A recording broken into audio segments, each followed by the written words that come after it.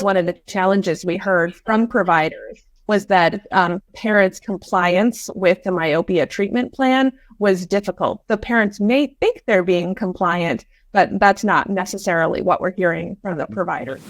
We create materials, a social media calendar, and messaging that can be shared and customized. So any optometric practice could lift the social media calendar, take a couple of the sample posts, build a promotion around National Sunglasses Day, and send it out and make it their own and use our data, our information, just in any of their patient communications to either run a promotion or even as part of their patient recall.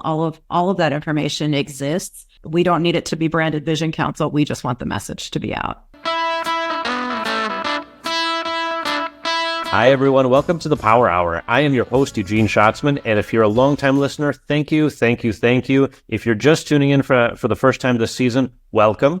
I'm so honored to host this new season of the longest running show on optometry. At the end of last season, we surveyed our listeners and our stakeholders. And my goal this season is to bring you some really powerful content, pardon the pun, to help you find some serious untapped potential in your practice and in your work. So along those lines, today I'm talking to Ashley Mills, the CEO of the Vision Council, and Alysse Henkel. She is the Vice President of Insights and Research at the Vision Council.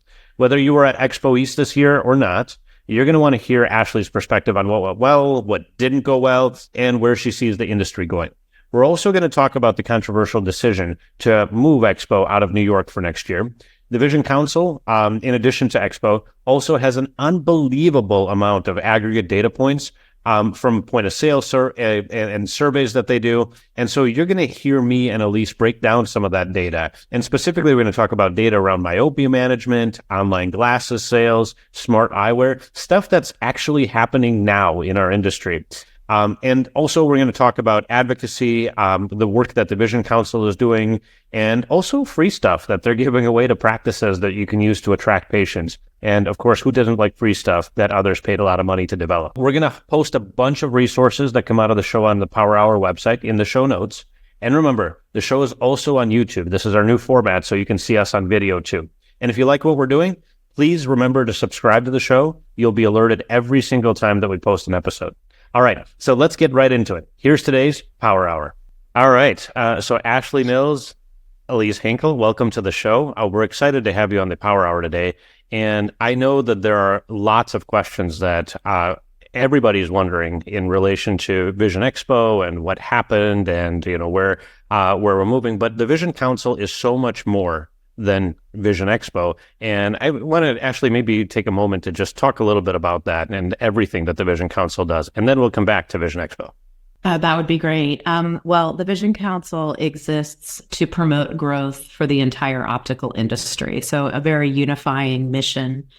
And we do it thanks to our trade shows. And so thank you to everyone who attends and supports them, because participation in the show allows us to do our strategic priorities, which include consumer awareness campaigns, our data collection, our advocacy, professional education, and something we call community building, which has proven to be more and more valuable with every meeting that we have. And we're going to dig into some of these specifically, but the mission shifted a little bit over the course of the last few years, or at least maybe not the mission, but how you execute on it, right? A little bit. We're in year 5 of a 5-year strategic plan right now, and our board of directors has continued to validate that the Vision Council needed to be focusing on building up our advocacy capability, which we've done, and also investing heavily in expanding our data gathering and reporting capability, which we've done. And I'm thrilled to have Alysse here to speak to that too. Yeah, and that's why I'm so excited that this is a panel discussion too. So Alysse, we're going to pull you in just a few moments, because I know you guys have recently published some pretty exciting research on myopia, on online eyewear, and other things that I think are going to be really interesting to cover. But let's go back to some of the burning topics. I think that first of all, for everybody who didn't attend Vision Expo East this year, the final one in New York City at the Javits. I was there. I know you were there, and but why don't you had a bird's eye view of everything that was going on, Ashley? So Tell me, your impressions from the show, and certainly if you didn't attend, what did you miss? Well, it was a great show. I think we had a really successful week, a really impactful week.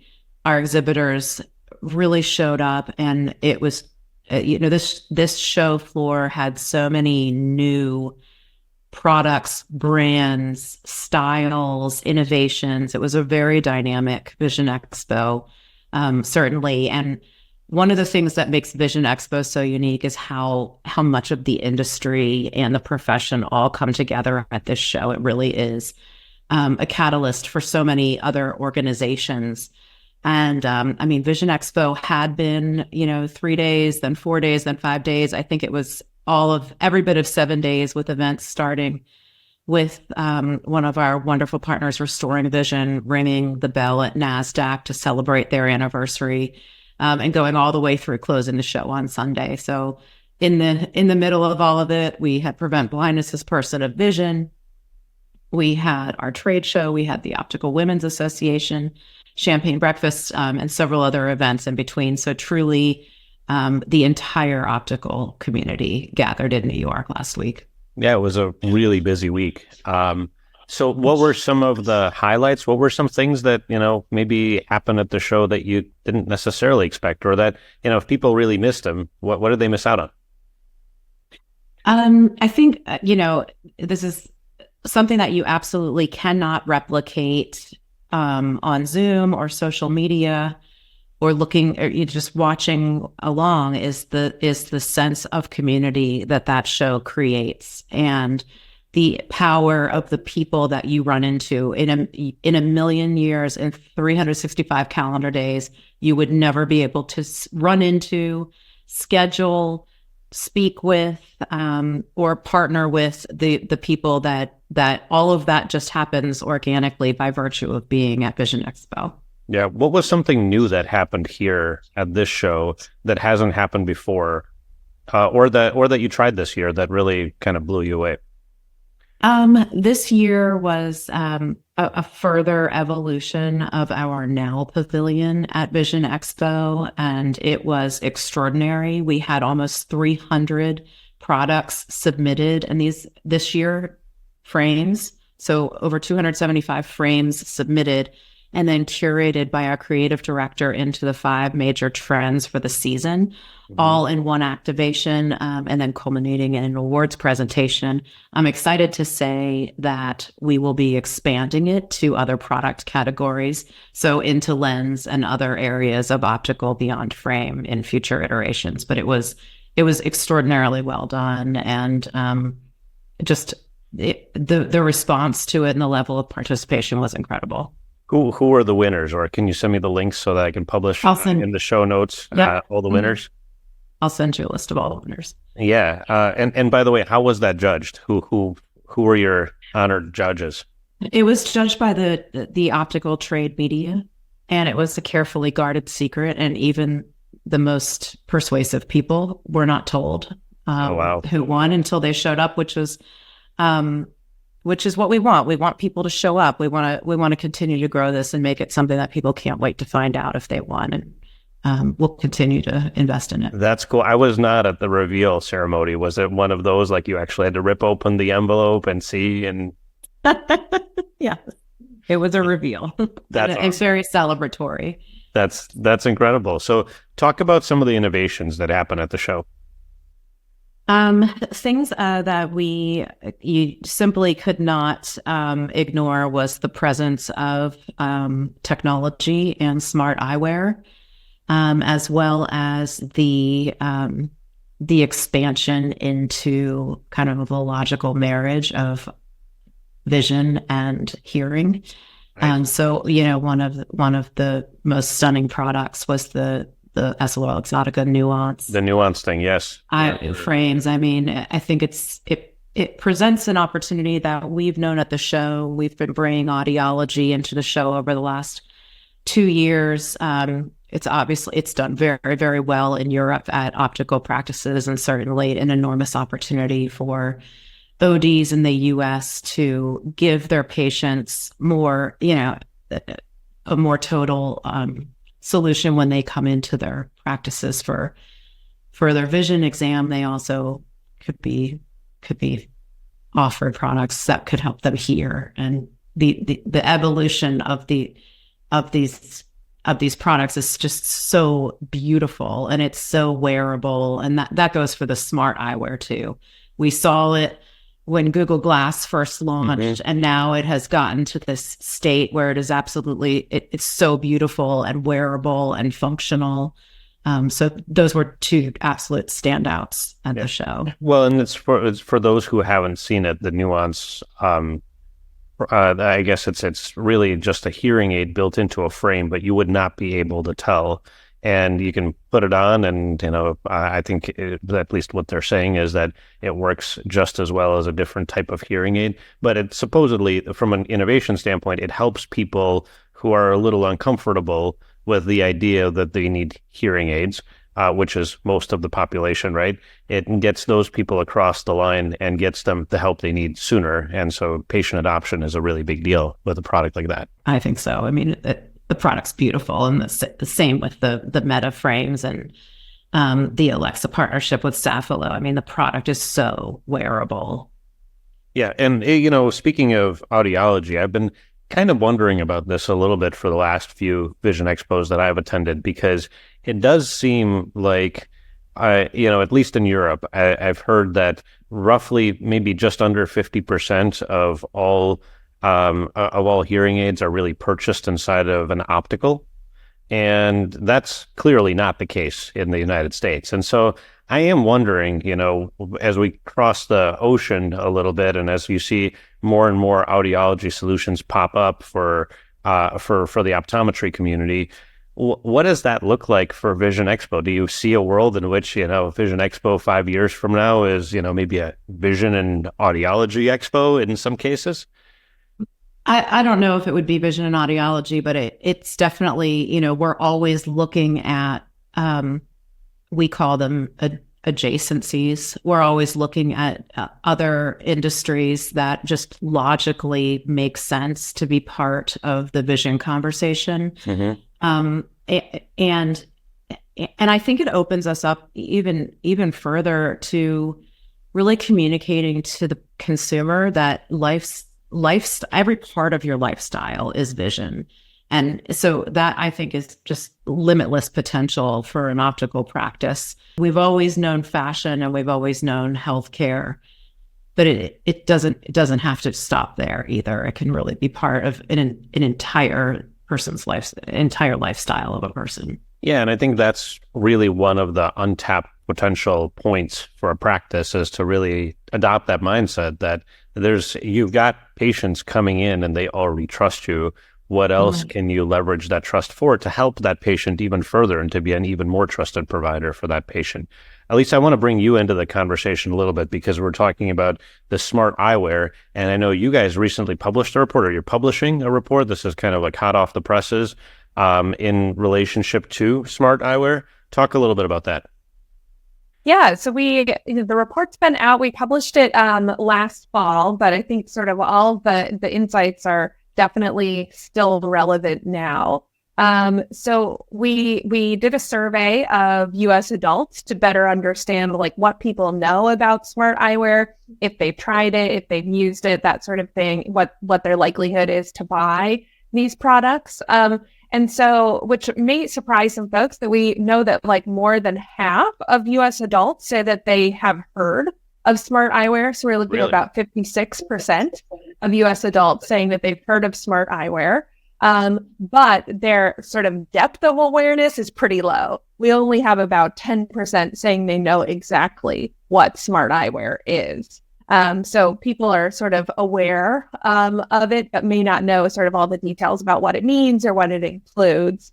But we do know that especially younger people, so those in that 18 to 34 age range, are particularly aware of smart eyewear and sort of interested in it in a way that some of the other age groups are.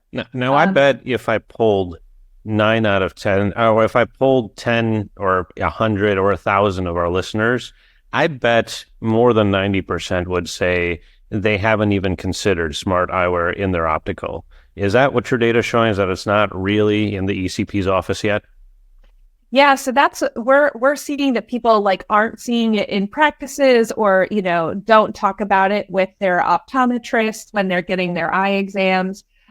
So I think that's something that like they're really hearing from like the technology media, or kind of like the consumer technology side of things, and less from actual eye care practitioners. And so I think that's sort of like one area where you would sort of be on the leading edge of things if optometrists were talking to their patients about potential for uses for smart eyewear, including like the nuance frame, like Ashley was just talking about when you could put prescription lenses in those and sort of be like a 2-in-1 solution. Sure. For lots of folks. But we do have actually a number of people, which was a little bit surprising to me, saying that like 1 in 3 of the adults that we polled said that they would consider buying smart eyewear in the next 12 months. Really? So that's a huge potential market. That is a big market.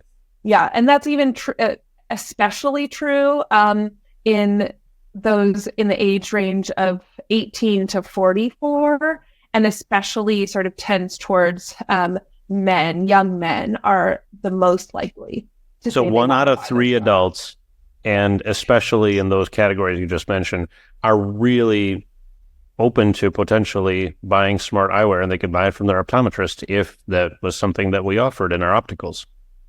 That's right. Yeah. Another potential offering. And also just, like I said, sort of the ability to sort of like be one of the early adopters, or sort of, cutting edge. Or at least have the conversation with your patients, right?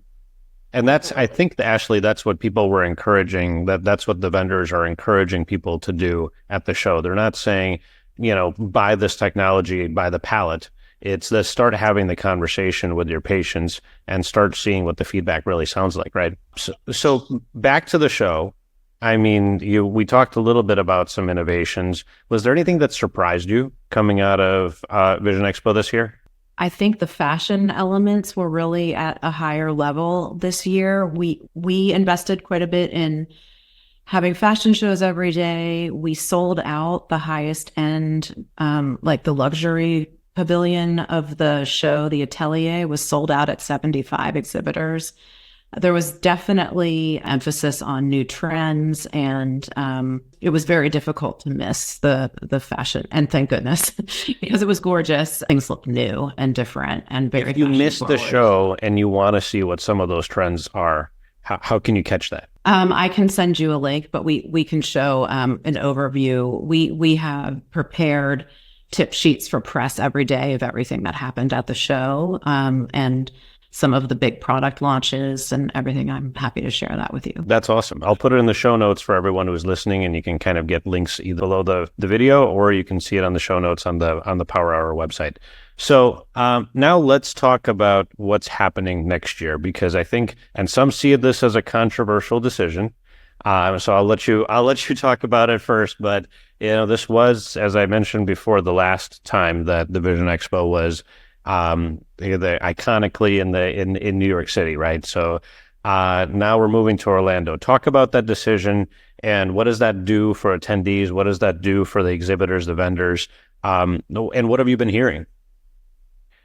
I've been hearing it just incredibly positive feedback. But this decision was based on years of conversations with our attendees and our exhibitors, that the show needed to evolve, that the experience could be improved, that the ROI could be improved. And so we've known for years that we needed to do something, but we had to make a business case for moving the show. And ultimately, Orlando came back to us and was able to check all of the boxes for us. So we know we can have the date pattern that we want. People don't like to be at the show on Sundays.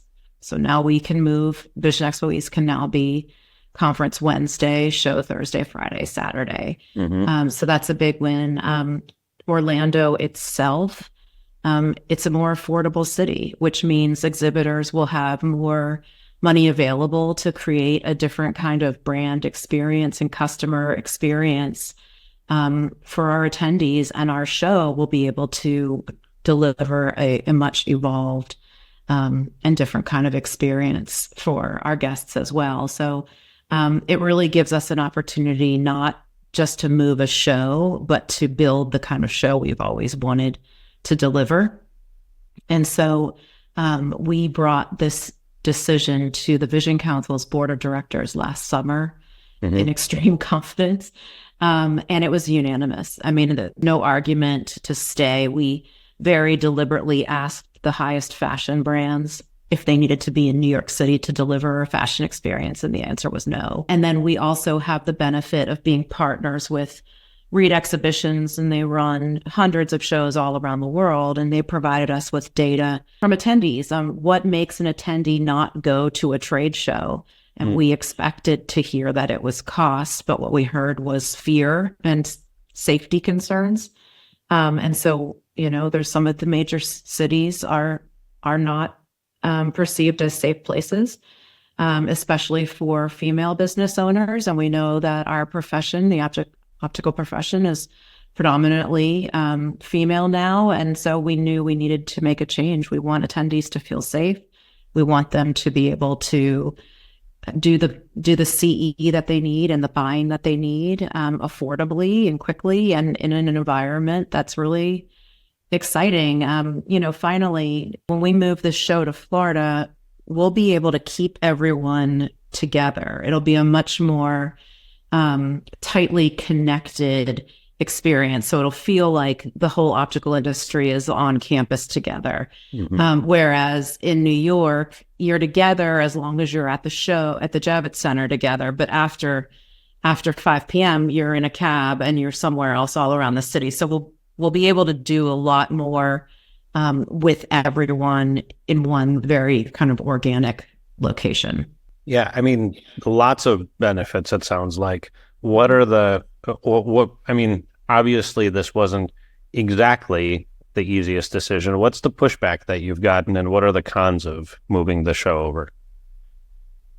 I haven't gotten much pushback, and our exhibitor sales are tracking really far ahead of where they were a year ago. So we know exhibitors want to be in the show. So our sales look really, really good. I think that there's an element of nostalgia, which we all appreciate. And, New York, it was a great week. This last Vision Expo was a great way to go out. So, you have a great show and people are like, well, this was great. Why are we moving? And we got lucky with the weather. It's not always like that. And it's never like that. Yeah, right.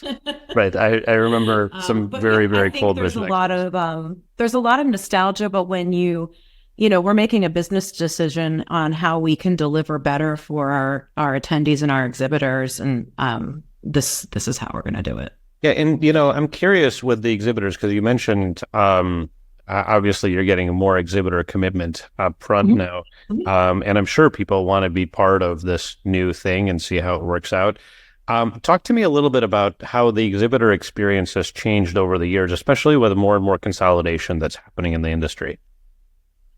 Well, sure. I mean, so the footprint of the show, as we call it, has definitely gotten smaller as companies have consolidated and merged. And there's, that trend's going to continue. We continue to add new exhibitors at every show, which is really exciting from the Vision Council and the show's perspective, because it continues to signal that all of these new entrepreneurial businesses still see tremendous opportunity in our industry. But they're small and they're just starting out. So they're coming into the show. They're not, buying a huge, enormous 2-story booth. And so, I mean, that's how it's changed. I think our show really, I always look to trends in retail when I look at our show trends, and the trends are, it's business in person still matters very, very much, but the footprint is smaller and there's a more diverse, way to access the company, the brands and the products than just the show. So when it launched in 1986, it was just the show and some sales reps, so we have, the show's changed just like the retail model has changed. Of course. All right, last question about Orlando. If you can, give me, you've already mentioned a couple changes that are going to happen, but give me a little bit of a sneak peek. What am I going to see in Orlando that I have never seen in New York? I think what you'll see is much more of an extension of the show and the exhibitors and the brands outside of the exhibit hall. You'll see it just a natural extension of the experience throughout all of the hotels and the property and the surrounding areas and the city. And we're really looking to make sure that there is a tremendous community feeling and excitement. Well, certainly looking forward to that. And I think that, I wanted to spend some time on it today because I know that there's been a lot of murmurs on different sides of the industry around what is happening with Vision Expo and why and all of that type of stuff. But, again, as I mentioned in the beginning of our conversation, the Vision Council is so much more than just Vision Expo. And that's a big just because Vision Expo is huge. But one of the things that I think is even bigger is the amount of data that you all gather. And I think it's, I have, for the 15 years that I've run my organization, I've really been, data is such a key driver of decision making for me, for my clients, and so I have such massive respect for the amount of data that you all collect and then what you do with it. So I'm sure we could probably have hours and hours of conversation on it, especially, Alysse, if two data geeks are geeking out over all the stuff that you're gathering. But kind of for the spirit of this discussion, let's hit some high points. First of all, what is the data that you're gathering? How does it all work? And then, give me a couple examples of some of the things that you're seeing, specifically around, some of the newer trends. Maybe give me a little bit on myopia or online eyewear. Talk to me a little bit about that. So we have tons of data that we gather and have access to at the Vision Council. So we have a couple of sort of foundational pieces of data that we have access to. And the first is that we do consumer surveys every month. So we have a consistent consumer tracker survey that goes out to 5,000 US adults every month.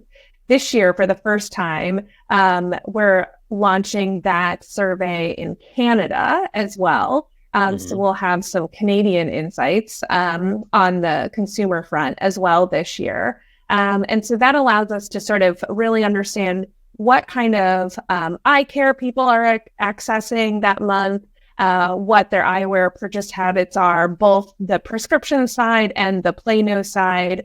So we get a lot of great information from that about who our consumers are, what they're looking for, what they purchased. Another foundational piece of data for us is access to anonymized patient data from practice management systems. So we have information, especially from the more kind of independent practices who connect to their practice management systems through different providers. And then we get sort of anonymized feeds about what is actually being bought at an optical practice. What kind of billing codes are we seeing for eye exams?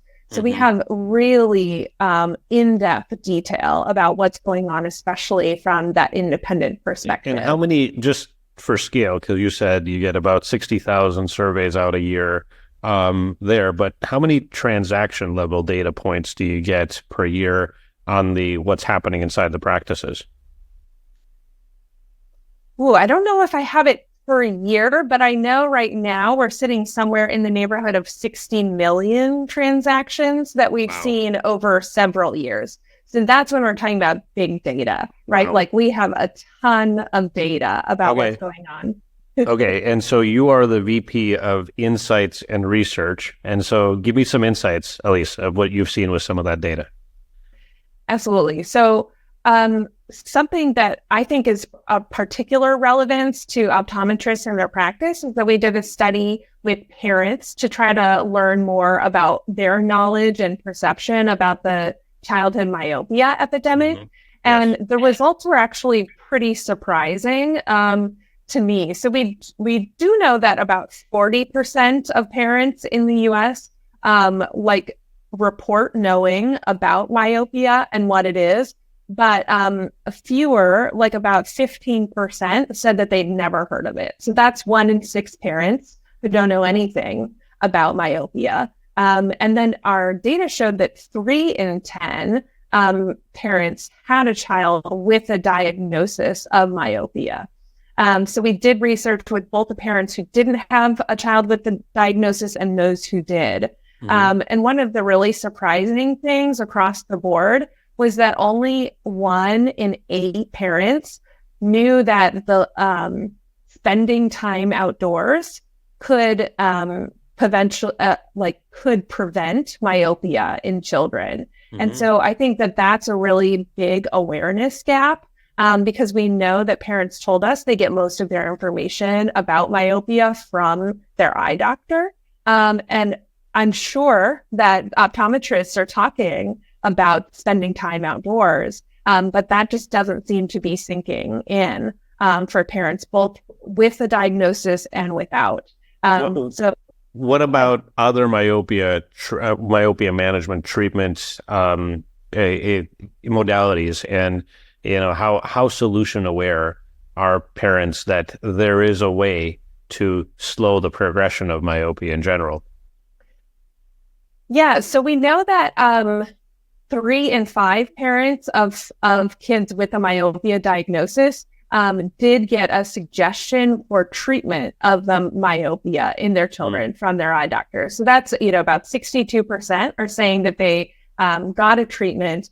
Overwhelmingly, parents think when their child has been treated for myopia that the treatment's effective, that they continue with the treatment plan, and that it's easy to comply with. However, that may not be the provider's experience of working with parents, because we also do some research with eye care providers as well and ask them surveys quarterly now to find out, sort of get a pulse on what's going on in their practice. And that was one of the challenges we heard from providers, was that parents' compliance with the myopia treatment plan was difficult. The parents may think they're being compliant, but that's not necessarily what we're hearing from the provider side. Let me just ask you those numbers one more time. So you said 3 out of 5 parents of kids with a myopia diagnosis are aware that there's a solution, or are taking their provider up on the solution? Good clarification. So 62% had their optometrist suggest a treatment plan. So 42% said that their child got bifocal or progressive glasses, and that those who did opt for a treatment plan, 90% of them want to continue that treatment for their child. And so when you're talking about treatment, though, you're talking about glasses. You're not necessarily talking about specialty lenses or atropine drops or anything like that. We're talking about actually just putting glasses on a myopic kid. Well, so we ask about all of those things. That was the most often cited treatment by parents, but we also ask about contact lenses, under correction, sort of ortho K lenses, atropine. We asked about all of those different treatments. But I just sort of cited the stat around bifocal progressive glasses, but atropine, for instance, was at 9% of those. Interesting. So it sounds like parents are a little bit more solution aware. It is true. And in at least our research, we do research through the back end of Google. So we get a chance to see how often we look at consumer demand through a different lens, which is how often does someone type something into Google, and how many more times did they type it into Google this January versus a year ago January, which is an indicator of consumer demand in some way. And what we saw is that there was almost 100% year over year increase with parents typing in words like myopia management, which is an indicator of alternative therapy, right? And just not just glasses.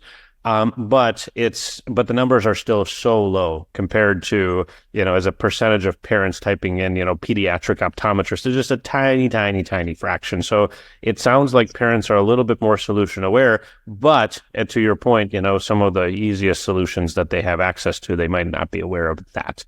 No, I'm sorry, not solution aware. They might be problem aware, maybe not so solution aware when it comes to some of the more advanced therapies. Talk to me about online eyewear. I know you guys had a study recently about that.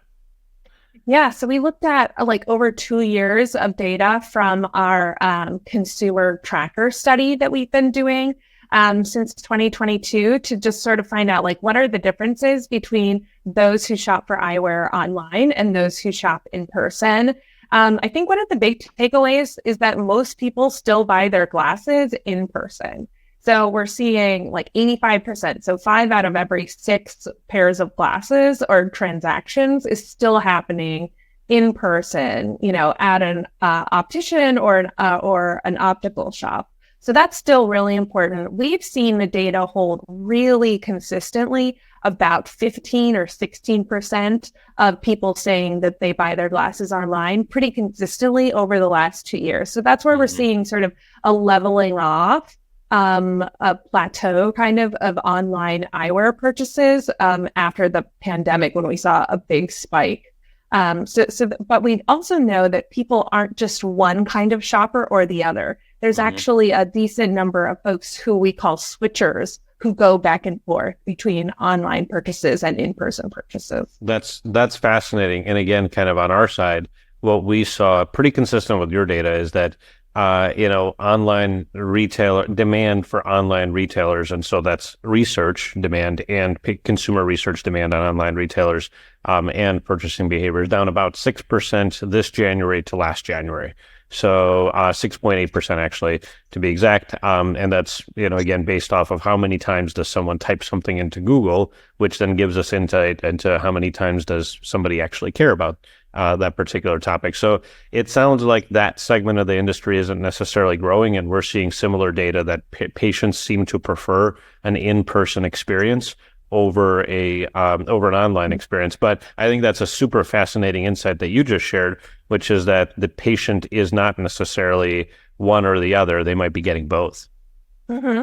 Yeah, and I think sort of relating to that sort of patient experience, one of the really surprising things out of this latest report that we had is that those who buy their glasses, their prescription glasses in person, are reporting a slightly lower net promoter score than those who buy their glasses online. So that's a measure of how likely they are to recommend like their retailer or wherever they purchase their glasses. People who buy online are a little bit more likely to say they'd recommend it to someone else. Wow. So we don't have any hard data on sort of the why behind that, but that's just, I think, sort of a note of caution to just make sure that like the in-person experiences are really, smooth, easy, like a good customer experience for the patient in the practice too, to make sure that sort of you're driving the same kind of satisfaction that people are getting from their online experience. At least that's fascinating. I think that's and it just kind of underscores the little nuance of, okay, this is, while it may not be a threat as much as we thought, a few years ago, it is in many ways an area to watch out for, because if patients are happier buying glasses online, that's an area we need to be paying attention to our in-office experience. One last question in regards to the data. What else is on the, what do you have in the can? What's on the horizon for people to watch out for? What are some of the exciting things that you're looking at from your consumer insight side? Yeah, so we have all kinds of research in the works right now. We're just about to put out a report about low vision and sort of the experience of patients with low vision. Also a report about sort of the eyewear accessories that people get, either the sort of like freebies they get from their practice or the ones that they buy for themselves, like a lens cleaner or a case and things like that, to just learn a little bit more about buying habits related to those. But relevant to the sort of conversation we've been having already, we're planning to do kind of a series of myopia related reports. So this next one is going to be really focused on the provider perspective related to myopia management in practice. Because what we've sort of heard anecdotally from the field already is that like everyone defines myopia management a little bit differently at their practice. And so we're asking eye care providers, if they offer myopia management at their practice, what they consider myopia management, sort of their experience has been related to outcomes. And so those kind of questionnaires go out to our eye care provider research panel.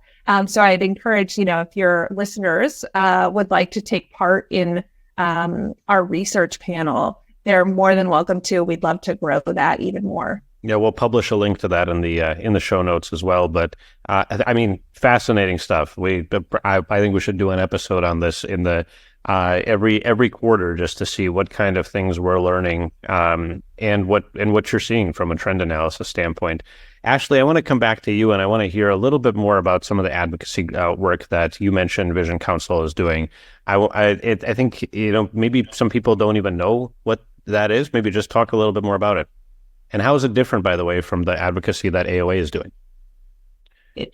Sure. Well, so the Vision Council is, we're a manufacturers association. So we're comprised of the companies that create the products. We're not comprised of the professionals. We do have optical retail division, but we serve the business. We serve the optical business, not the professional. And so we're headquartered in Washington, D.C. because regulatory affairs and the federal government are very important to our members. And one issue that we'll be taking back up to the Hill again with our fly-in in April is really focused on the China 301 tariffs that were enacted in the previous presidential by the previous president, but have held firm. And there's no indication that this administration wishes to change them. And they've really, really hurt not just the Vision Council's members, but they've obviously resulted in price increases for the ODD, and that has hurt the practice. And eventually it had to go to the patient. So it's hurting the patient. What concerns us the most is that we have all worked so hard together to communicate to consumers that they need to get in and have their eyes examined every single year. It's part of their health care. And this just to us is another barrier that's preventing people from getting the vision care products that they need. So we'll be continuing to fight that fight. And when you talk about the tariff, like how much is it? And I'm not as and what do you think it's doing to costs inside of practices? I mean, in some cases, it's increased costs for manufactured products by 30%.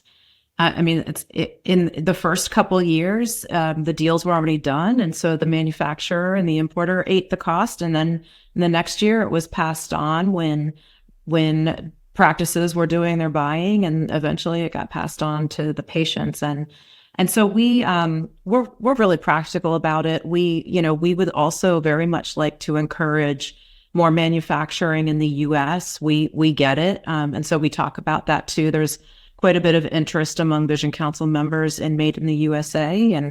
And so we go up to the Hill and we say, listen, we have vision as a solution, not a problem. And if there's any particular issue you care the most about, whether it's employability, the economy, safety, literacy, education, healthcare, vision can solve a lot of those problems. So we have a very positive message. And we'll continue to represent the industry side of the equation in Washington. Yeah, and it's interesting. Do you, by the way, have any data in regards to the made in the USA versus the made overseas? Like, do consumers care at all? Do we have any other data? That's interesting that you asked. So that's another project that we are actually going to start. And we're going to do some analysis, but the data that exists on how much consumers care in general, even outside of eyewear and optical, is very, very old. So the Vision Council is about ready to start to do some surveying to gather some kind of more more, well, definitely current, but just some information that we can take back to the government and say, listen, this is what resonates and this is what doesn't, and this is current information. So we recognize that we need new data and that the rules are being made based on antiquated information. That's super interesting. All right, well, we'll keep an eye on that, and from an advocacy standpoint, it does make sense, because I think that everybody wants lower costs in their optical. One last kind of area that I wanted to zoom in on today is a Vision Council does a lot of work, or at least has historically done a lot of work to promote, essentially patient awareness, right? That patient should be thinking about eye exams. You guys had Think About Your Eyes for a while. How has that evolved? We have a very robust consumer awareness kind of machine at the Vision Council, and it's open to everyone. We put together, and by everyone I mean practices, our members. We supply it to our members for them to brand and use and pass on to their customers. We make it publicly available. I'd be happy to share it with you. But we have ongoing touch points throughout the entire year where we're using relevant hooks to get people thinking about eyewear. The most pressing right now is the solar eclipse on April 8th. We have an entire awareness campaign about vision safety for the eclipse. We'll do Healthy Vision Month. We'll do National Sunglasses Day. We do a huge back to school campaign. Those are just some examples, but we create materials, a social media calendar, and messaging that can be shared and customized. So any optometric practice could lift the social media calendar, take a couple of the sample posts, build a promotion around National Sunglasses Day, and send it out and make it their own, and use our data, our information, just in any of their patient communications to either run a promotion or even as part of their patient recall. All of that information exists, and we don't need it to be branded Vision Council. We just want the message to be out. Yeah, no, that's so basically you've created a bunch of shortcuts for practices, and we'll again post the links in our show notes to make sure that everybody can access it. But practices can essentially take the marketing materials you've created and reuse them, maybe modify them a little bit, but your goal is to just get them in the hands of practices so the practices can get them in the hands of their patients. That's great. That's really good. Anything else that, I think pressing topics regarding the Vision Council for this episode? I promise, I think we're going to, we could probably keep this conversation going, and I do think that the data discussion needs to be a regular episode on the Power Hour, because there is just so much we can learn from real tangible data. What are consumers telling us? What are practices telling us? And share that with the world. So I think for this particular episode, is there anything else that you want to? Any final thoughts? And really, where's the biggest untapped potential for practices from your vantage point? When you think about the industry and everything that you see on a regular basis, what's the spot where, if I'm a practice owner and I'm listening to this episode, what action should I take immediately? Because that's where the untapped potential is. I'll answer one really quickly, but I think it's something we all have to take action on, and I can tell you the Vision Council is taking action on it. Is the workforce and workforce development. We think that we know our optical retail division can't hire. They can't hire. There aren't enough ODs. There aren't enough opticians. And so through our foundation, we do have a scholarship, and we have students in opticianry school about ready to enter the workforce. We can do it in as quickly as 2 years. So that's, hiring qualified opticians is a huge power play right now. I think it's on all of us to make sure we're promoting how great of an industry and a career this really is in vision. So you'll hear more from me on that, but we think really well-trained opticians can help a lot, especially as optometrists are continuing to expand their scope of practice. That's awesome. That's really, really interesting. And I think that you're absolutely right. I think we hear constant discussion about hiring challenges, and we look forward to maybe bringing you on to talk about that from on an episode standpoint. Alysse, anything you want to add?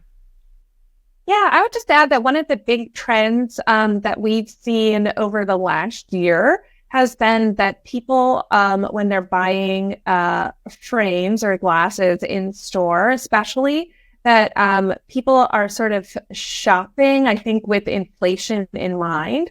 And so we've sort of seen where people are spending a little bit less out of pocket on their frames than they had in the past. So they're still buying sort of frames at the same rate that they were before.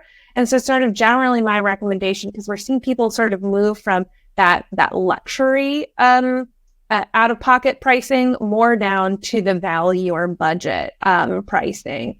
And so that's where I would just sort of make sure that practices, do have a line of frames that sort of hit that budget or value shopper, even though that might be a departure with how their patients have shopped in the past. Mm-hmm. So basically serve the entire value ladder. And I would say the advice I would give at that point is then start monitoring your capture rate and especially your exam onlys, how many people don't actually buy, which, is a little bit of a different metric than your capture rate. But I think fascinating discussion.